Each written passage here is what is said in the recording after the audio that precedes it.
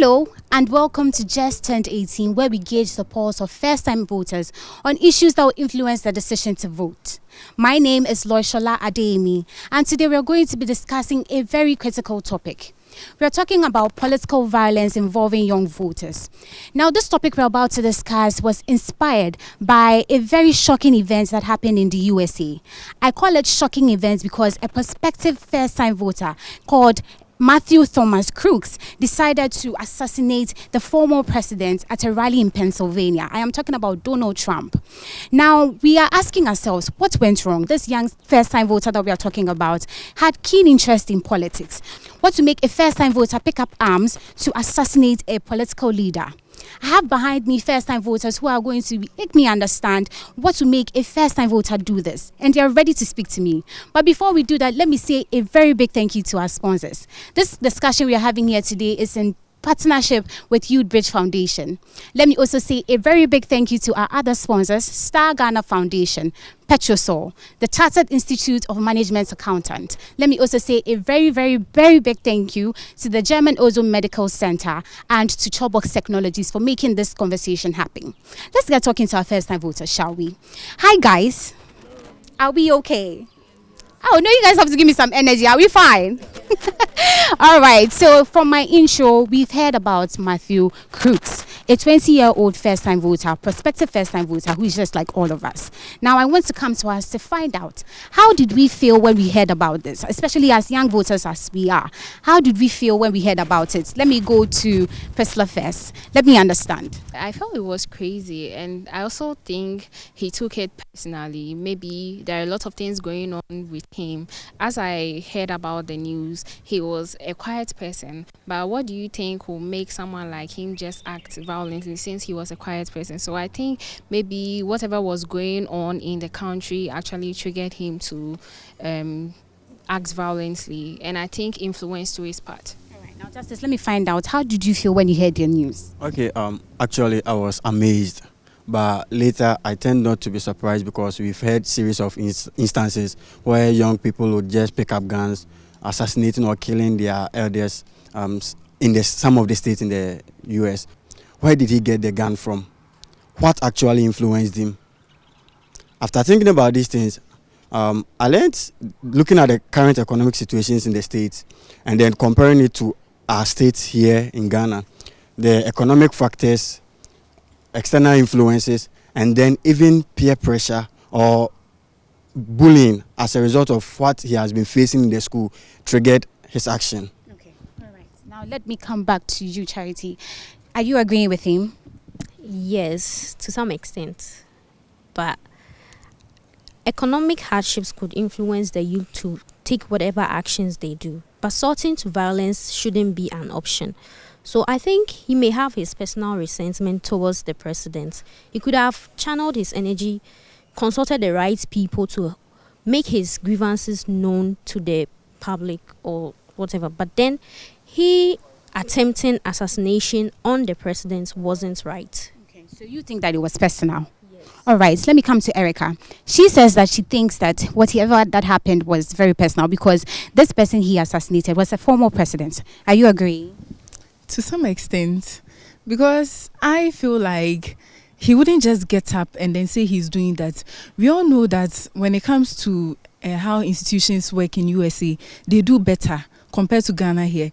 But then why would a youth just get up and then do such a thing? If he succeeded and he didn't even die, he knew the consequences of his action. So I feel like there's so much influence into it. It's not just personal, because as much as he's furious, as much as he's angry, the outcome of his action would have stopped him or hindered him from doing that. But since he went ahead to do it, I feel like there's so much influence back in that.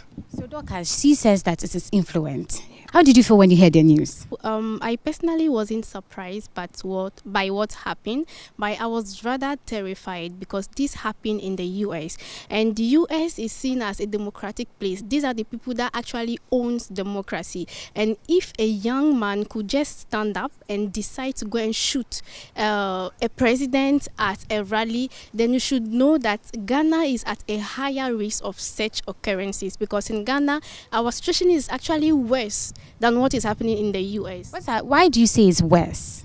Looking at the rate of unemployment in Ghana, especially the people facing it are the youth, facing the unemployment situation, and then the high cost of life. Is all these are enough reason for someone to think about doing such a thing. So Ghana is at a higher risk, just as I said.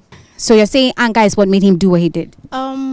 It could be anger, but I'm also looking at it from a point of view of political malice, because according to researchers, this was a registered Republican, but he was also known to have made donation to the Democratic Party. So what does it tell us? Someone is from the NPP and then going to make donation in the NDC party. So you can see political malice inside. So yeah. All right. So I have heard how you guys feel. Some people said they were surprised. Some said he was influenced. Some also said it's his own malice, or he just got up and decided to do it. Others also think that political malice is playing an important role on what Thomas did.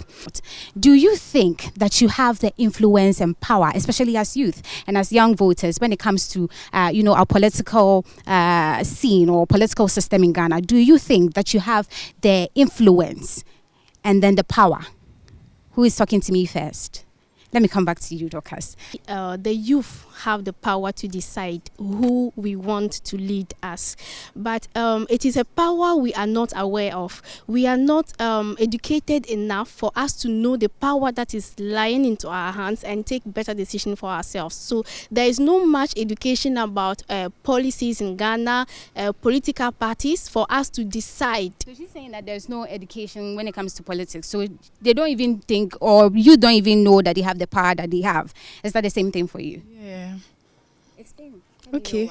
So if I don't read any course, or I've not been educated on anything politics, there's this mindset of Ghanaians where our parents are doing this party, that party, this party is not doing well, that party is not doing well. So all we know is that I'll go and vote.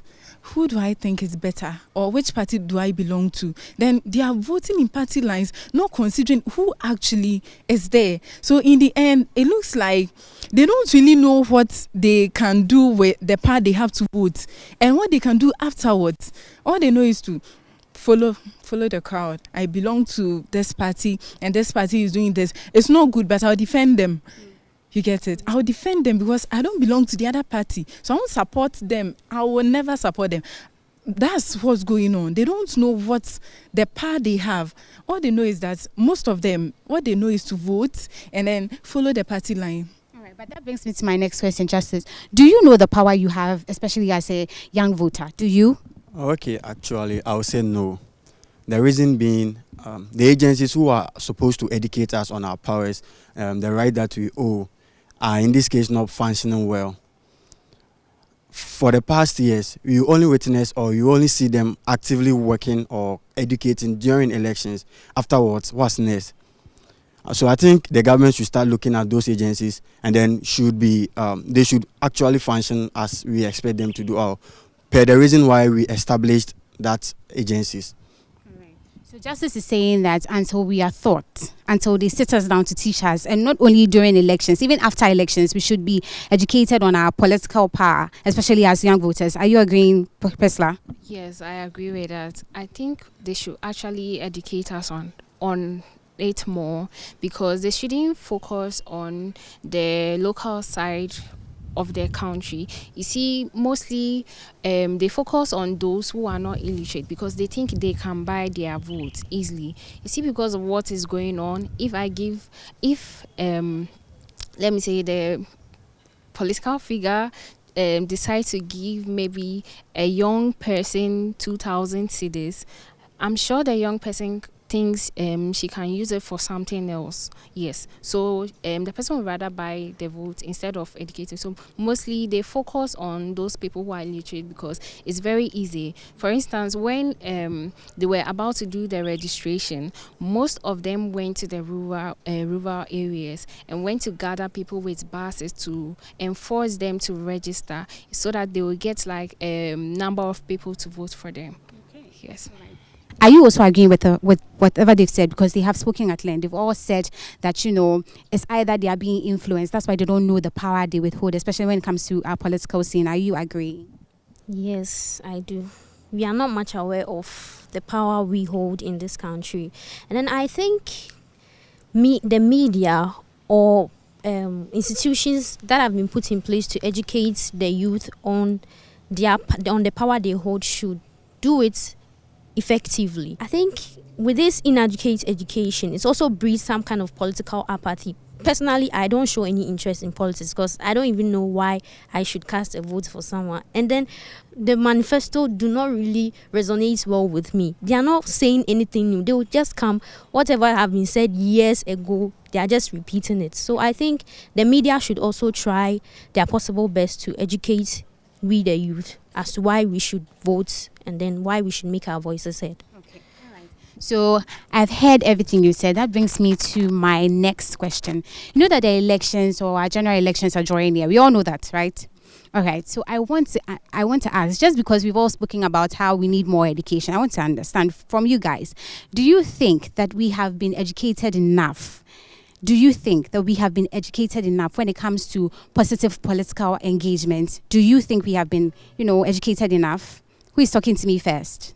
Justice, you moved, so I'm coming to you. With regards to what you were saying, that I personally think we are not educated enough.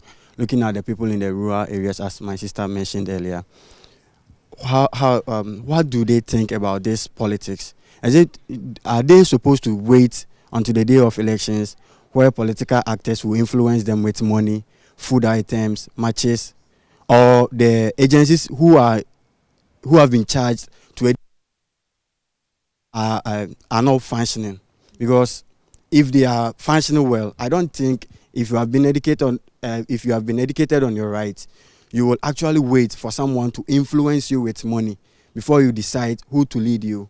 And if you know your rights, you will see that these acts are acts of incompetencies. Because if he is competent enough to sell his message to you, why should he or she influence you with money, food items, or even party T-shirts?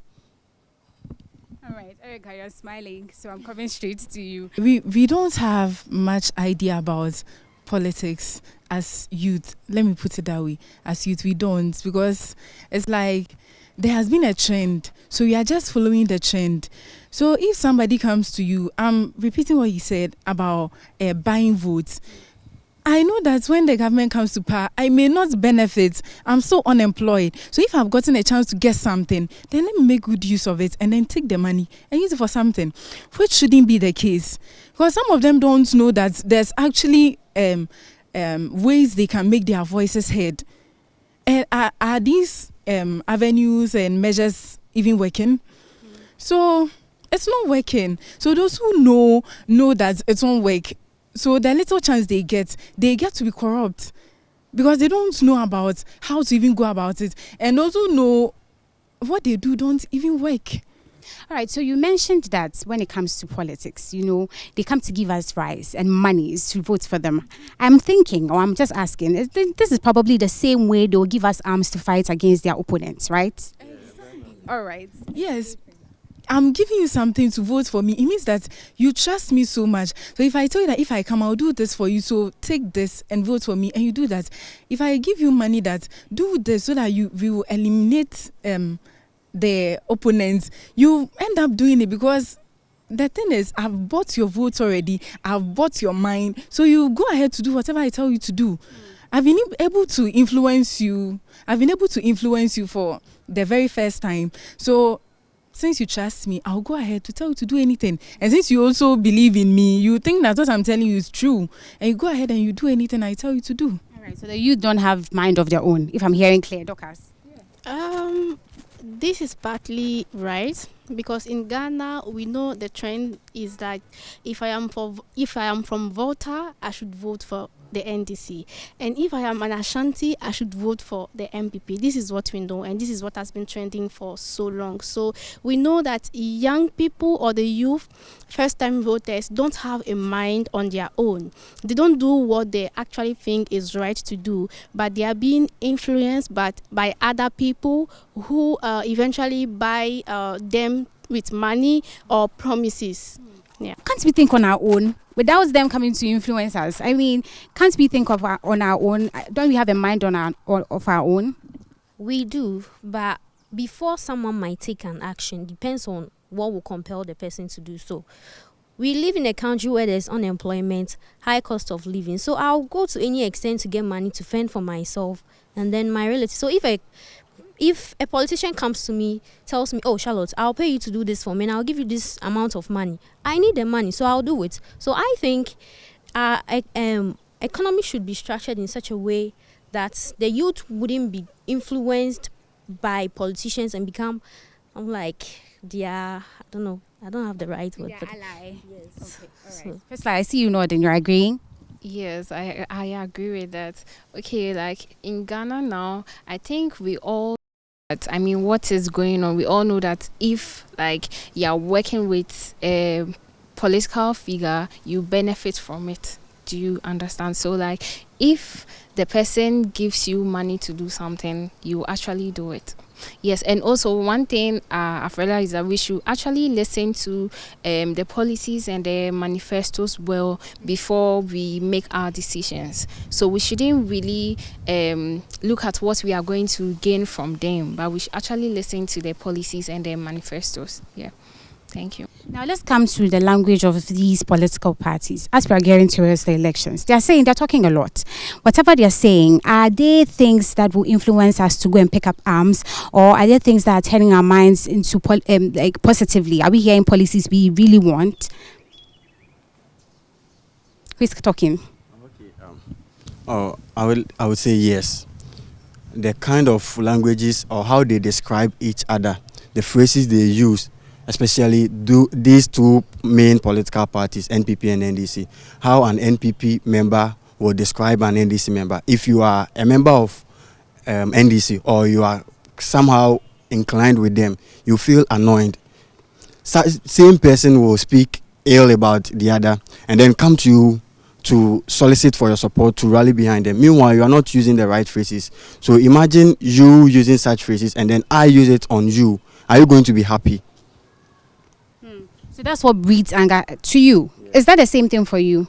It is to some extent. So what I can say about it is that there's division between the political parties. So because of this division, they try to psych our minds or put in our minds that this is the best. No, that's not the best, but then this better. There's no best here, but comparing the two, this is better. So at least go for this and don't go for the other. And they try to make you understand why the other is worse. The other is bad, and because of that, don't be with them. You get it? So the idea is to get you to vote for them. I believe no political party is interested in making the youth get up and pick arms, but their idea, like the foundation of all what they are doing, is to get the youth to follow them and then vote for them. All right, so I'm coming to you, Dorcas, because earlier on Erica said something. She said that sometimes it's not even about the political parties speaking ill about each other. It's our parents or influence from home. Are you agreeing with that?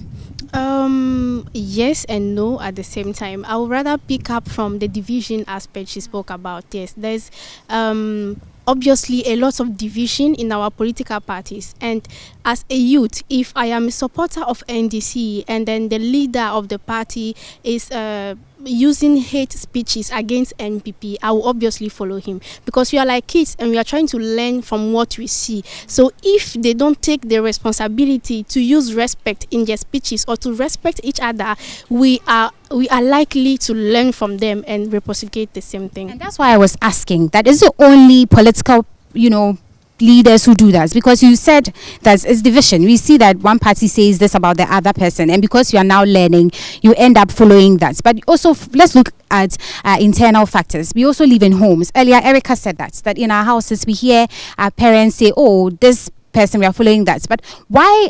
How is that influencing us or pushing us to violence? Because if your mom says this party is no good, automatically does that make you have some anger and violence towards the other party? Yes, I'll say that because personally, I'll say my dad is a full a dedicated member of the MPP. So because I mean, he's my dad. So, like, I didn't even register for the voters ID yet, but then he actually forced me to actually register so that it would be in his favor for me to vote for MPP, because that's what he supports. Do you understand? So, like, literally, it's like that. So violence doesn't only come from the political parties, but internal factors. As youth as we are, we see our parents as our role models, and so whatever they will tell us to do is what we will say. So if I hear my mom tell me NDC has done A, B, C, D, and for that reason you should not vote for them, or you should engage in violent acts against them, I'll probably do it, because I feel like my parents are always right. So whatever they say is what I will do. All right. Now you're raising your hand, Priscilla. I'm coming to you. Okay, so I wanted to say that in the beginning, I mean, it would look like we are all playing, but then later they take things personal and it becomes like, let me say, like a fight. Yes, in our homes. Let's say if my neighbor is an NDC and then my house, we are MPP people because my dad is the head of the family, so we are following MPP. It could lead to something. Yes, so. I am a young lady. I want to register to vote. I know my voting rights to some extent, even though I don't know all. So I try to queue. And I've queued, and then you come, you tell me that these are your people. So what are you talking about? What are you saying? Do they have rights more than I do? I wouldn't allow it. Then it will create sorry. Then it can create confusion, because everybody has something to do. So if you are bringing your people to skip queues and all that, are you trying to say I don't have rights enough as they have? No. Okay, so now let me find out from all of us, before speaking at length, I want to find out, how can the country or the nation help us as youth, direct these energies positively, especially when it comes to our democracy, so that we can feel that we are involved properly in, the political system? How can the country help us do that? Let me come to Dorcas. Okay, so for the country to help the youth to not exhibit any act that we might regret tomorrow, we need more education. We need to be educated on the power that we hold and how we should use the power that we are holding. It is important for our political leaders to show the example for us to follow, because as I said previously, we follow what we see, we learn from what we see. So we want to be more educated. We want them to promote what behavior they want us to exuberate. So we don't expect them to use hate speeches. We don't expect them to insult each other. We don't expect them to dehumanize the opponent party. We don't expect them to say things that we, even as youth, we don't think is right. We want them to promote respect, to promote love, to promote support. You can support your neighbor even if you don't want to vote for him. You can respect the person as well. So this is what we want the political leaders to do in Ghana. All right, now, Erica, I have understood what she has said. She says that they should educate us. It's not only education that will help us, do right, or stay away from violence. Not just education, but then changing the mindsets of the people. Sometimes education looks like something so formal, or even if informal, it's like they're educating us, they've told us, so what happens? Because we are not seeing anything. But then it has to do with the mindset of the people, from the top to the lowest person. So it's like we don't really understand what democracy should be. Yes, what democracy should be, we don't get it. So our institutions are not working. Our leaders, something else. And it all boils down to democracy. We should understand what it means, like what democracy means. So if I'm in power and I belong to party A and you belong to party B, it doesn't mean we are enemies or something. We should support each other. There are countries who are practicing democracy, and it's like once this party assumes position, Comes into power. Thank you. Once this party comes into power, the opponents try to push him. So it's not like resentment, or it's not malicious. The statement they make and what they say it's not supposed to be malicious, but it's supposed to push the party in power to do more for the country as a whole. But it's not supposed to bring division and then make them look bad. All right. Yeah. So, Justice, I am coming to you. How can we direct our energies into a positive way? Okay, I think the public office holders or the political actors should, one, help we, the youth that want to enter into this political scene by organizing leadership seminars, workshops, and then even indulging us in their campaign processes for us to learn. Aside that, they should make us aware, or they should tell us that if you are in an opposition party, it's not always that you should be telling wrong things about the ruling party. I'm coming to you, Priscilla. So I think before I answer the question, I think the leaders should change their mindsets first before they go to education. Because if they, the leaders, their mindset is not changed that we are one people, it will be something. And one thing they should be aware is of their social media. See, there's a lot going on the social media, and we find information there. So actually, they should make known to the people who post that they shouldn't just take some parts. Yes, they should. I don't know if they should post the full thing, but they shouldn't just take some parts to make it weird to the other opponent. Yes, We should use our media in the right way. I'm coming to you, Charlotte. Are you agreeing? Yes, I do. My colleagues have said a lot about educating, but I don't think it's only education that can promote our democracy. I also think the leaders should be responsive to our needs. Whenever we express our grievances to them, they should try to tell us, if not convince us, like they should try to make sense of whatever they are trying to make us understand. Because and also our media should also be empowered to not only criticize the government, they should also try to praise the government whenever they do something good. And I also believe democracy is not democracy until it's able to empower its people. So yes, we should put in measures to promote our democratic institutions. Our parents also play a greater role into how we exuberate, how we behave out there. So it is important for our parents from the house to teach us without taking an opposition and help us to see democracy the best. Can we make a pact that we will not, engage in political violence? And I'm coming to everybody. Let me start with you, Dorcas. I actually don't want to, but I hope I will not be forced to do so. All right. Yeah. Okay, now Erica. Yes, I would not engage in any violence act. All right. Justice. Okay, I would not engage in any electoral violence or any act that will lead to violence during these elections. And I also entreat my colleagues and fellows not to indulge in such acts. All right. Priscilla. I will not indulge in political violence. It's a no to me. No. And you? Yeah, violence is not an option, so there's no way I'm going to engage in violent activities. All right. Thank you guys so much. This has been a very, very amazing conversation right here.